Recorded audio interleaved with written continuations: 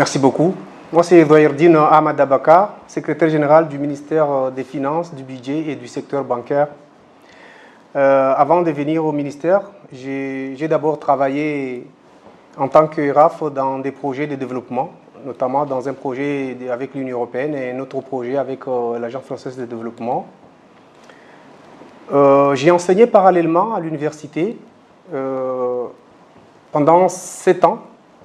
Et en 2017, j'ai intégré la Banque centrale en tant que cadre chargé des supervisions bancaires. J'ai travaillé 7 ans à la Banque centrale avant d'être nommé au ministère de l'économie en tant qu'ESG. Et après le ministère de l'économie, je suis venu ici au ministère des Finances, du Budget et du secteur bancaire il y a 1 mois de cela.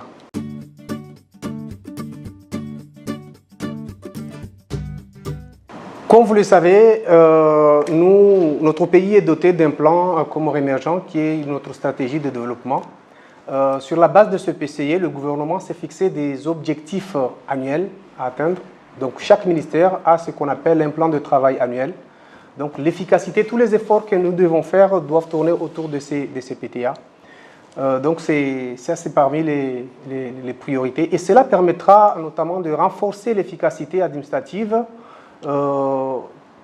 Au niveau du ministère des Finances, cela vraiment fait partie de mes priorités afin d'assurer une gestion optimale des ressources publiques. Cela implique aussi une modernisation de nos outils de pilotage, l'accélération du processus de digitalisation qui est en cours, des services ainsi qu'un accompagnement renforcé de régie financière. Il est également fondamental d'améliorer la coordination entre les différentes directions. Parce que vous savez qu'au sein du ministère, c'est un travail collectif. Nous devons travailler ensemble, mais dans la main, pour pouvoir atteindre nos objectifs fixés dans ce qu'on appelait tout à l'heure PTA. Il faut quand même une certaine solidarité et être rigoureux aussi pour atteindre ces objectifs qui sont des objectifs prioritaires pour notre ministère.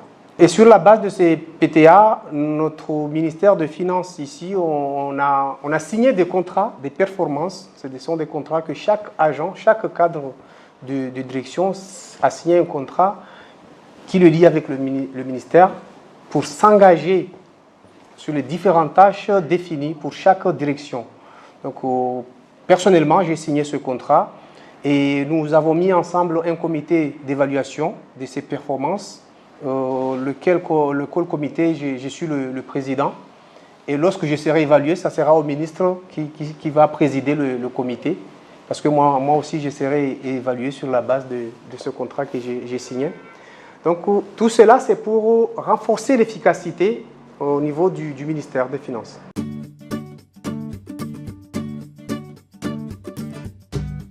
Moi, personnellement, je conçois une administration financière moderne comme une institution ouverte, rigoureuse et centrée sur les résultats.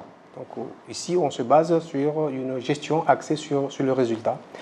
Il est donc impératif de renforcer les dispositifs de contrôle interne, d'assurer une meilleure traçabilité des dépenses publiques et démocratiser l'accès à l'information budgétaire.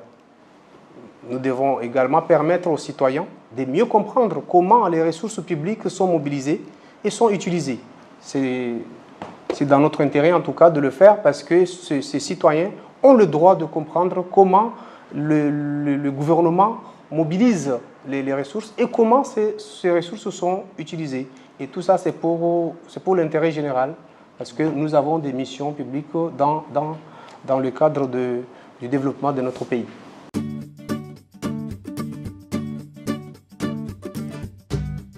Nous avons plusieurs défis. En matière budgétaire, il est essentiel de poursuivre les efforts de mobilisation des ressources internes, notamment fiscales, tout en instaurant une discipline budgétaire rigoureuse. Cela suppose de limiter des dépenses imprévues et de renforcer la planification à moyen terme. Vous savez que nous avons un niveau de ressources très limité, donc le peu de ressources que nous arrivons à collecter, nous devons utiliser ces ressources avec rationalité et pour qu'on arrive à une efficacité optimale. Donc s'agissant du secteur bancaire, nous devons œuvrer pour une plus grande inclusion financière. Actuellement, on a un taux qui est quand même faible par rapport à la région, mais c'est pour ça qu'on doit faire beaucoup d'efforts sur ce volet-là. Et cela passera par la modernisation des services, la promotion des solutions innovantes telles que le mobile money, le développement des partenariats solides avec les institutions financières, que ce soit au niveau national ou à l'international.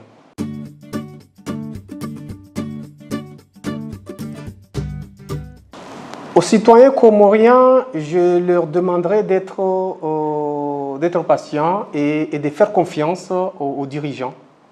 Vous savez que depuis ces dernières années, il y a quand même une dynamique en matière de développement du pays. Il y a beaucoup d'efforts qui se font partout, dans les différents services. Donc je tiens à réaffirmer que nous mesurons pleinement les attentes de nos citoyens et chaque fonds utilisé, chaque fonds public utilisé, il sera justifié et sera utilisé d'une manière judicieuse, avec le souci constant de l'intérêt général. Parce que c'est l'intérêt général qui doit primer dans nos actions. Aux partenaires techniques et financiers, j'exhorte notre volonté de consolider notre collaboration fondée sur la transparence, la redevabilité et l'ambition commune de faire progresser durablement notre pays, les Comores. Je profite également pour rappeler aussi que le travail que je disais tout à l'heure par rapport à l'efficacité administrative, vous savez que quand on a mis en place ces plans de travail annuels sur la base du PCE, c'est un travail qui est vraiment rigoureux, c'est un travail qui est fait sous la coordination du secrétariat général du gouvernement et avec l'appui aussi du commissariat général au plan, et qui implique l'ensemble des ministères à travers les secrétariats généraux des ministères. Donc c'est un travail qui se fait dans tous les ministères sous la coordination du secrétariat général du gouvernement. Merci.